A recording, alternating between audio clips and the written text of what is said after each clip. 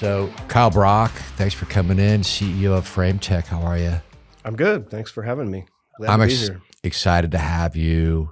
First, foremost, I'm going to do a shout out to young people that are maybe interested in the construction industry, maybe interested in AI and tech as well. That if you're interested in both of those, that overlap, check out FrameTec. Their website is FrameTecTEC.com.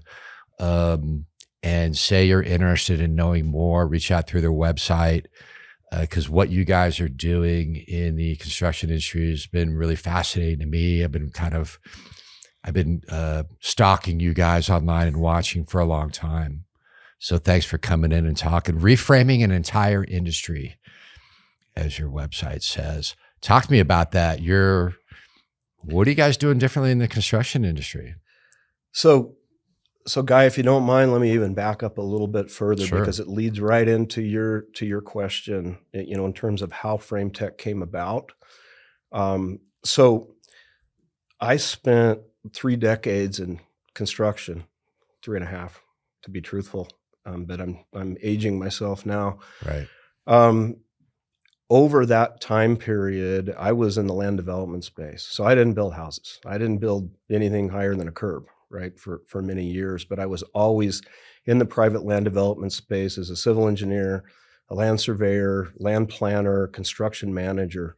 Over that period of time, I had the opportunity to meet with a lot of really smart builders all over the country. And what started coming together, particularly in the later stages of that career, was what their pain points are in the construction industry. I mean, everybody knows that we're in a housing crisis in the United States, and depending on who you talk to and what the source is, it's 6 or 7 million housing units that we're behind on. You might see 5, you might see 20, but it's a lot, right? And currently the yearly demand is about 1.3 million homes a year, and we're building about 1.1. So we're not fixing the backlog, and we're adding to it, right? 100 years ago, I don't know if you knew this, but 100 years ago in 1925, we built almost as many houses as we did last year. Wow. With 1/3 of the population. Wow. Back then. But you know what we had? We had craftspeople. We had tradespeople. They were generational tradespeople. And they were learning. There were journeymen, and there were journeyman carpenters out in the field, and they were working. Those trades are gone, with few exceptions, and they're never coming back, right? So, with that understanding, and always wondering, not really in that vertical construction space, what the heck are we doing, right? As a country, what are we doing? This is one of the largest industries, as far as I know. Housing is in this country still a basic human need, right? And we're not building enough houses, and housing is expensive as well. So the back of my head, these things have always been going on, right? And just wondering, why aren't we addressing this? If you go build a car, it's done in a plant. It's done with robots. It's put together. Your house is not built in the driveway. It's not built in your front lawn or the driveway. Right. Exactly. Is there a better way to do things? There's all kinds of technology that all kinds of industries have picked up on. But in the framing industry, the nail gun was invented in 1954. There have been other innovations. There are some component builders and things, but are they using the technology properly, right? So over this period of time, and finding out from the builders their biggest pain points, right? They have to make a call and get lumber delivered to the site. They have to make a call to somebody else and get trusses delivered to the site. They have to make a call and get their framers on the site. They have to get hardware to the site. They get materials on the site, and then they're spending hundreds of thousands of dollars because those materials tend to grow legs in the middle of the night. And they're hiring security, and they're putting surveillance in and trying to keep those materials on site. When the framers finally show up, half the materials are gone or ruined due to weather. Due to the elements. Or arson. Yes. A little bit about that. Right. And so, massive pain points, and really the trades don't come in a big way until the framer's done. You can't put plumbing in walls unless there are walls, Right. And so the framers that was the issue. And my thought initially was, why not do something? What I probably should have done was retired, but instead I asked for this. I'm happy that I did, but it's a big undertaking, right? I really wanted to try to provide a one-stop shop. You make one call and we take care of all of that. And we do that now, and we've been building homes for about a year. We started building our first facility in Camp Verde about 3.5 years ago. Yeah. But for the last year or so, 14 months, we've been out in the market building homes and apartments and hotels and things. What we've learned along the way is we can build it fast, but framing fast doesn't really do anybody a lot of good. What really does the builder and the end user a lot of good is a certificate of occupancy sooner. So there are a lot of other trades involved. So what we've become is more of a construction solutions platform, if you will. And that platform involves several different steps we call the FrameTec formula. But in a nutshell, we're doing things like multi-trade layouts, robotic layouts on the slab, things like that. We're literally, if you would picture our walls where we have instructions to the plumber, to the electrician. Here's the elevation. Here's the place where the electrician puts his box. There's a stud there for it because we designed it where it's supposed to be, not where it's shown. It's shown on the plan, and we're actually building homes per plan now, which really honestly never gets done. So what we're doing is we're providing instructions. They're three-dimensional live instructions in the field. Our wall panels have pre-drilled holes for electrical. We mark all the locations, elevations of outlet boxes, switch boxes, things like that. Where there's hardware in our walls or anything in the framing, it comes out from our plant like that, and we can build in the plant very rapidly. That allows us to build a house. We built a 3,700 square foot custom home, framed it in one day. So let's give the listeners and viewers some context here. FrameTec, I'm going to try to boil this down to a real simple format, if you will. You guys have a controlled environment. Let's call it a production facility, warehouse, whatever people want to call it. And in that facility, you guys are building homes to spec using technology and AI, and then delivering those components to the site, put them together. And then part of that process is what you refer to is your technology is mapping out on site all the directions for the different trades, again, to speed up the process and accuracy and all that. Yeah. But I'm also guessing that controlled environment that you build in is faster, it's weatherproof, so you're not stopping when there's bad weather, which is easier for your workers and your technology. And again, then it's delivered to the site. So it's faster, it's friendlier, it's environmentally better because there's lack of waste, I'm guessing, with how you process these materials. So I just want to give people a quick context that this is all done in a controlled environment using technology, then delivered and then moving on. That's exactly right. And there's even a small step before it that's a very important step is we're going out there before the slab is poured, and we're locating the forms and making sure they're in the right place, right? Because people that have brought factory-built walls, these perfect walls out in the field, the real world isn't perfect, right? The plant world, it's perfect. Right. So now we're changing perfect walls to fit real world conditions, or else somebody's out there jackhammering and saw cutting concrete, right? So we do what's called our ground zero survey, and we actually locate the forms before the concrete's poured. We locate the plumbing penetrations and the electrical penetrations before concrete's poured. And then those penetrations go up in the exact location so they fall right in the middle of the wall. There's no rework. So we're eliminating rework already from the start. And then the job site waste, it's 99% less waste because we're bringing out that wall that's going to be stood up, right? And we're bringing it out. Our framers are waiting to stand up those walls when our logistics people deliver those walls. So what we're trying to do is take all of the third parties and all the uncontrollables out of them and control everything we can in the process So we don't have walls sitting out there in the rain, and then the next day it's 110 degrees and they turn into spaghetti. So a 3,500 square foot home or 2,800 square foot home, how fast can that go up? So I sat and watched our 3,700 square foot home from bare slab with the pre-slab layout, with everything laid out for all the trades that we do, to final trusses stacked right before dark in one day. In one day, you've got all the sticks up. One single day. Now, it's great to do that in one day, but there's so many downstream trades, right? So we're not doing a ton for the builder if we do it 10 times faster than everybody else. A little bit, for sure. I mean, speed's great. Right. But what we're doing is we're providing the quality, and then we're providing all of those instructions. So now you don't need a journeyman. You don't need an experienced electrician to box out a house and take 8 or 10 hours to do it with 2 guys.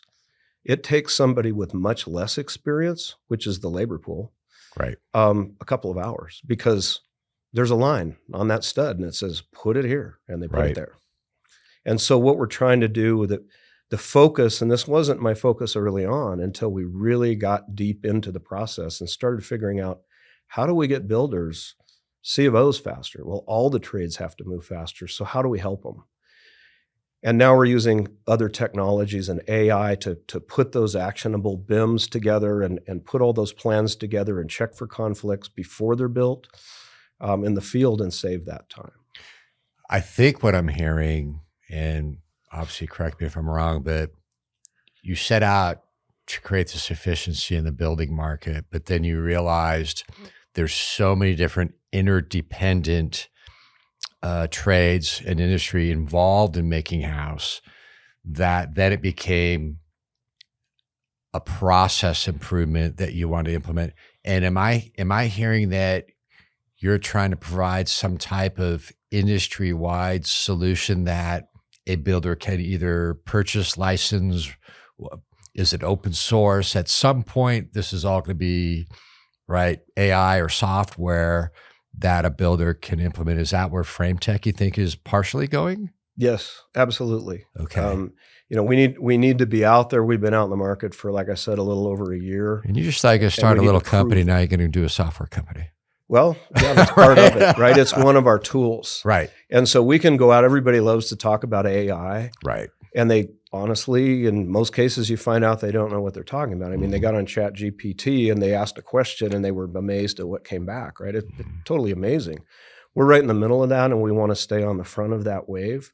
What we want to do is use that as a tool that's a useful tool for home building, for everything we do, from the site to the final product and everything in between. And AI really lends itself for us to be, instead of using 8 different software programs, we get plans from an architect that go 8 different directions. We have our platform that we use, and it takes from those sources and builds exactly what we need to build so that our robot does the right thing out there on the slab, and so that our framers do the right thing with the parts that they have when they're building them in the plant. What, using your system right now, from blueprints from the architect to certificate of occupancy and moving in, how much time using FrameTec do you think that's taking now versus the historical standard?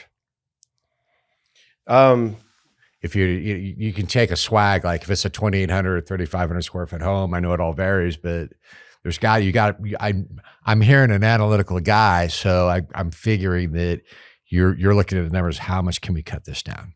So let me answer that in dollars. Okay. Right now, using our FrameTec formula with all the steps in the FrameTec formula to be able to build that house faster time to C of O, we're literally saving somewhere around the neighborhood of $20,000 per house for a typical tract home. Let me put it that way. Maybe that's 2,800 square feet, something along those lines. Okay. And it's because of, and that's not including interest carry and everything else, because we sped up the process. What that's including is the time we're saving ourselves and all of the other trades downstream of us. Okay. And then the rework that we're eliminating. Right. We're doing it right the first time. Right. And then all the other cost savings, I'm guessing that's not in there, whether it's the average cost of loss, waste, theft. Um, you're just talking about if a job goes right and we're super efficient, but life happens, Yes. right? Somebody doesn't show up because they're sick, Yep.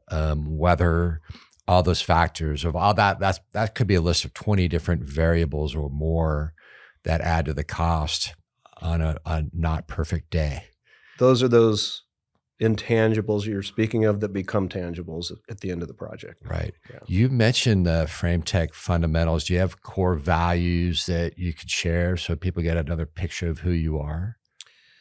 Yeah, so I can tell you what our FrameTec company values are. Sure. And there you can use the letters LEAD, LEAD, and that basically stands for loyalty.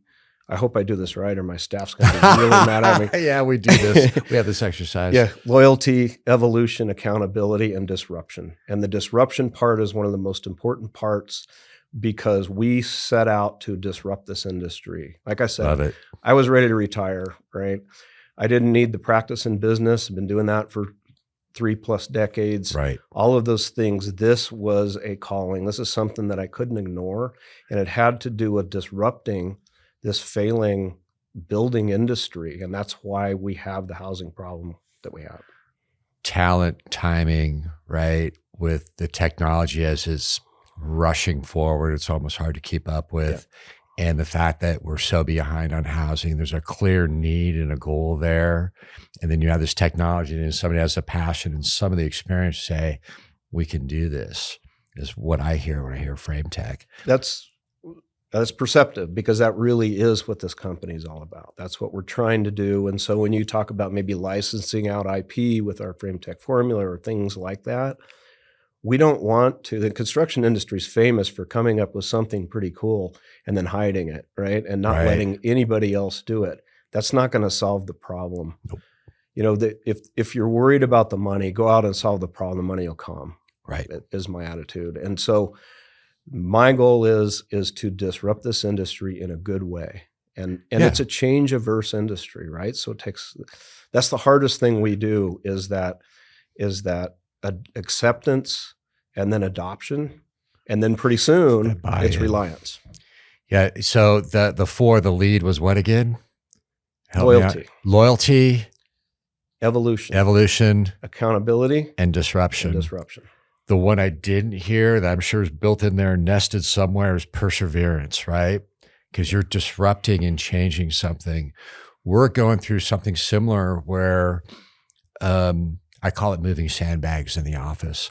Historically, this industry has taken an email, which is a press release, comes in our inbox. And then from that inbox, we have to open it up, curate it. Is this relevant to what we publish? Copy it, bring it over to the WordPress news site, that's signalsaz.com, lay it out, then get a photo for it, a relevant photo from Shutterstock or the provider of the story, publish it, check it, and then share it. That's what we do. Yeah. That's really complicated stuff. However, that takes about 9 minutes on a perfect day. Yeah. When the internet's not slow or somebody doesn't make a mistake. Now we hired a full-time AI innovator here at Talking Glass Media.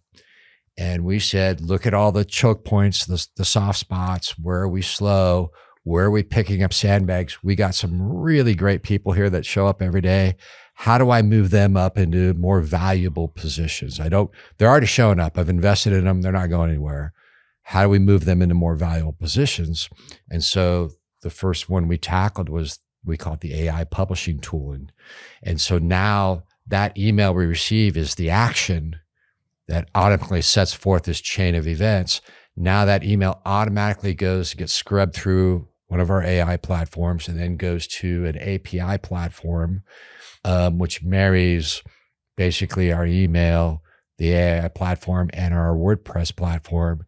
And then it goes into the backend, quote, AI pending.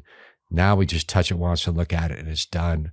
We're saving 60 to 70% time. Now we're doing 10 to 30 stories and events a day. You can do your math.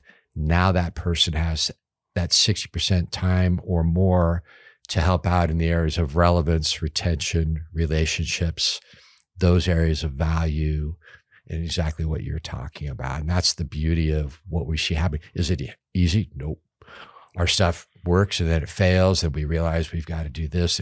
So it's a constant patchwork to refine. And that's where the resilience comes in, because then the board's going, where is this thing? Like, it was working, now it's not. We just learned something, but we're getting there. Sound familiar?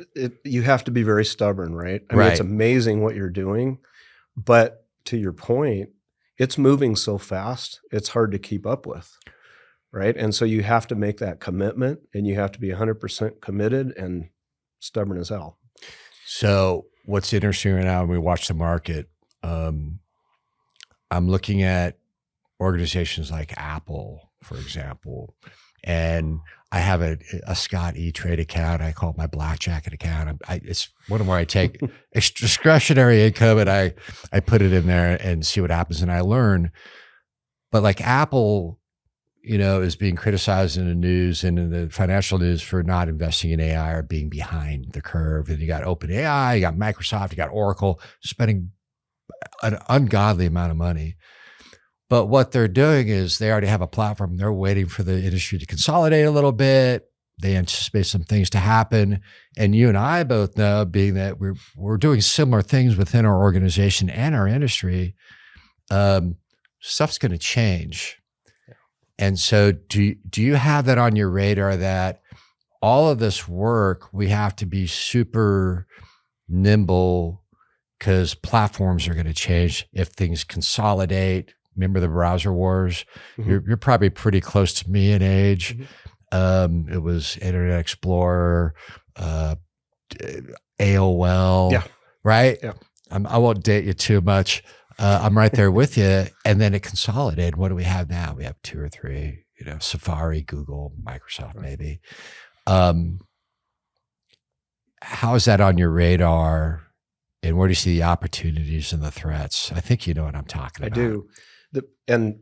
The way I look at that is you have to not let technology run you, right? You have to run the technology, so you can't lose sight in what your goal is. So the idea is to simplify as much as you possibly can what your mission is, the things that you're trying to accomplish on a daily basis. But you still have to have the smart people in place, right? That are there, that are seeing the new platforms that are coming. How are they going to help you? 9 out of 10, they might not right now. Right. But there's that one that you want to catch. And rarely is that going to change your mission. It might put an emphasis on how you actually carry out your mission. And so that technology has to be in place. But it's ever changing. You need to keep up on it. Just don't let it derail you. And to that point, Guy, I've seen, automation's wonderful, right? We need it in the construction world in a big way. There are people that have gone out and automated, but they've tried to over-automate. Every single thing is built with a robot. There's no human in the loop to be able to build with. And then one robot goes down, the whole plant's down. Right. Nothing works. And pretty soon you're spending so much money because robots, it's a pretty high bonus, signing bonus on robots. Right. Right. Once they're there, they make you money, but if they break down, you have a big issue. And so we've seen a lot of companies that have been in similar space that FrameTec is, and it was an over-reliance on technology, and companies have failed. So it's that fine line. That's the part that I think we're really trying to navigate right now, because there's so much coming at us from all directions. And listen, man, you're going to get left behind if you don't stay on top of it. Right. What would you recommend to, I have a 25-year-old daughter, and she's slaying it. She's doing great out in New York, doing what she's doing. What would you recommend to a young person that wants to get into your industry, or say even interested in FrameTec? What would you recommend they study? Let's say they're just entering college, or maybe they don't go to college. What would you recommend? Yeah. So, and we work with high school trade schools, and we also work with the vocational side of the colleges. And of course, college is one of the best 100% tech schools. So And so we've answered that question a lot to a lot of the instructors and to the different construction departments and technology departments. Number one, aside from everything, it's attitude. And young people, I recommend find something that you like, whether it's something that we do in the construction space or not. Find something that you like and pour your heart and soul into it. Yeah. If you like it, it's literally most times not a job. And then you can pour your heart and soul into it, but go the extra mile, learn everything you can about it. And then you'll find 80 different tangents that you might want to follow until you really hone in on what is you. And it's the same with FrameTec. More specifically, to answer your question, technology is great, right? I'm running a robot on a slab, for instance. Forget the plant right now. Normally, that was two guys, a chalk box, measuring tapes, plans, and calculators, right? Now it's one lady or one man out there on the slab with an iPad or an Xbox controller and a robot. So some of those skills are already there, right? I mean, as long as I don't have to do fractions, I'm good. Well, you don't have to do any of that now, Right. right? You have the program, Right. and that robot's been pre-programmed with that job. And maybe you came out from the office and you're the one that did that. So Right. so put an emphasis on drafting, on AutoCAD, on any platform that plans are done. We're not going to go out and design the house, right? We don't do that. The architect still does that, but we take that and we put it in a format that we can use in real time on the job site and print those instructions. Right. So you can imagine all the different spinoffs in terms of technology. And listen, we know that, I mean, my children, they're grown children now, but they had more tech knowledge in terms of their phones, those devices, Right. than I'll probably ever have when they were 15 years old. Yeah. So that's already a start, right? Is now the workforce is there. So, I would say, tell your daughter, follow her heart, find out something that she's interested in, pour herself into it. And call Kyle if she has any Right. technical ability or aspirations to come to work for FrameTec. 100%. Again, a large part of what you guys do is this controlled environment. Because this is a mindset that we're so used to hearing, like, oh, I don't want to be outdoors doing construction. But a big part of what you do, please correct me if we're wrong, is that it's indoors. Is this correct? Yes. Okay, so your warehouse factory setting, if you will, controlled environment, probably air and heating. Is that correct? Yes. So I haven't been there yet. Yep. That's important. Yes. Right? That's important to know. I'm not baking in the sun. Yeah. Because I have some very good friends in the industry, and I can tell they've been in the industry. Yeah. They've been outdoors. A lot of the Right. reason the trades have left is because it's backbreaking work, right? Right. It's Well, now we tough. have a controlled environment and we have a robot to pick up that heavy. You got a wire, coffee whatever the machine case and- may be. Yeah. So we have anything from people that manually stack truss plates into cassettes, Uh-huh. to mechanics, to programmers, to IT people, to builders that build walls and build trusses, and everything in between. So there's almost a spot for everyone if they're willing to just roll up their sleeves and learn to do it. Right. Yeah. Do you foresee some of your guys and gals on the floor that are working on the walls and helping, that they're both, say, trained up in framing and home building as well as robots, for example? Because if Yes. you're marrying the two, a robot goes down. My framer guy is now working on the robot, because these guys love to work with their hands. So these Yep. gals love to work with their hands, Yep. right? Yep. Because I know that's me. I love to be at the ranch, tinkering, building, fixing. Exactly. Yeah. Right. I love to build things, right? It's the Right. satisfaction of building something and saying, Right. wow, I built that. And we have a lot of that. And you can get that in the plant when you're building walls. You're building an entire house maybe in an hour or two, right? And so you're building these walls and you're looking at the design. That we haven't even touched on the design aspect. We have a design department in our office. They're designing trusses and they're designing walls on every single project. They're also doing estimates and takeoffs, and less because of AI, right? Right. But then they're running those programs. So And there's so that no process limit. is probably even quicker. So I'm going to guess again, whether it's commercial, residential, changes come up, ideas come up where the blueprints come over to you guy, and then suddenly the owner or whoever's going, no, we were talking, we want to change this. And that's something that can also be done quicker, I'm guessing, between architect and engineer and builder, right?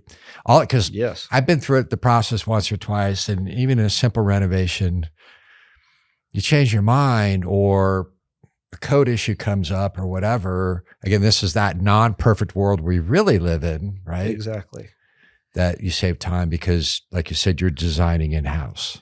We're designing in-house, but we're starting in the field. So we're taking that imperfect situation in the field and we're designing around it instead of trying to force something in the field, right? And so if we're trying to force something in the field, you know what we need to do? Go back to stick framing and try to find carpenters and people that are tradespeople that don't exist. It's impossible.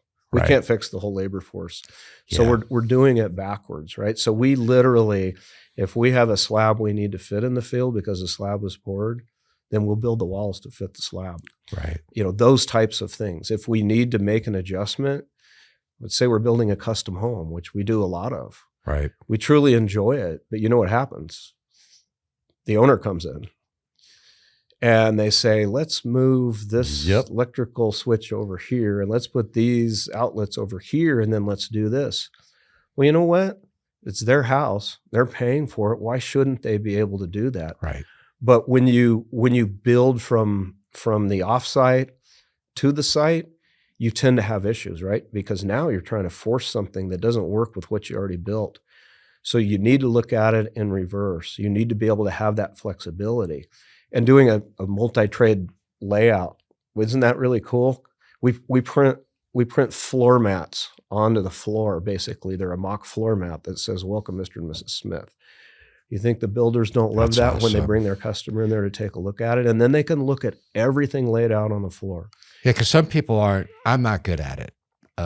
Obviously, Anessa, who runs our building division, she's amazing at it. People who can like put colors and walls and everything all together say, yeah, it's going to look like this. I'm like, I can't, do you have a picture of it at a rendition? Because I can't, I'm just not that person. So that's got to be amazingly helpful for whether it's residential or commercial that, oh, I see where you put that wall. Oh, thanks for adding that outlet. And what you're talking about is change orders, right? Like, oh, because then you have contractors or trades, you know, maybe that box, that 4-gang or whatever is going over here, but that block's plumbing but you could probably just drag and drop and move things around and get approval. And I get it. Yeah. Right. Yeah, that's exactly right. And so what you're doing, and I am talking about, you know, saving the rework and those things, but I'm also talking about the aesthetic side. When you go in and you think you want a ceiling fan here in this location, we have the ceiling fan printed on the floor, right? Then you put a laser on the floor. You can buy those for $7 at Home Depot. Right. You set it on the floor and you shoot straight up. There's no truss to connect the ceiling fan to. So now physically the ceiling fan has to move, right? Well, where did it move to? Is that where the owner wants it now? It's off center, and the type A guys like being going, no, it's not center. I can't have my fan off the center. Exactly. Or it's or it's the chandelier that now is no longer over the dining room table. Right. And so now you can see that, right? You can see that on your future house. Right. You can look at it and you can say, I'm going to move this. Well, if I move it here, whoops, that conflicts with the HVAC register. So what are we going to do, right? So we go back to the drawing board. We can make those changes and we can go back and we can relay out that, we can get acceptance on all of those changes from the trades, from the owner, from the builder, whoever needs to see it and make those decisions. And we can do it really fast because now they can picture why they're doing it and what they're doing. And we go out and lay out the slab again. How many people do you employ? Right now we're between 75 and 80. That's great. I would think that, you know, you out by college and entities like that must love you because what an interesting mix of talent you must have under that roof, from leadership to software to building, design, CAD, framing, robotics now and in the future. Logistics. Yep. right? Logistics, things. all of that stuff is right there under one roof. What a great place to work. You know, that's what we wanted to create. And me, particularly being a business owner for all my life, you can talk about all the robots and all the cool toys and all that Yes, stuff. people. It doesn't mean anything unless you have the right people. Right. And so luckily there are a lot of people out there that are a lot smarter than I am. And I was able to pull the wool over their eyes and convince them to come and join the FrameTec program. Kyle Brock, CEO of FrameTec. You got anything else for us? And I'm hoping we'll be allowed to come out and check it out, take some photos and videos of your facility soon. Absolutely. We'd love to have you. The sooner the better. Yep. And come out more than once. Come out often because things are changing every day. We got a so it's rep out exciting. there now, so we definitely will. So it's FrameTec, FrameTec.com. You're out in the Verde. Camp Verde. Yep. You want to throw anything else out there? No, sir. I think Thanks we've for coming covered it in. very well. Thank you, Guy. Appreciate it, man.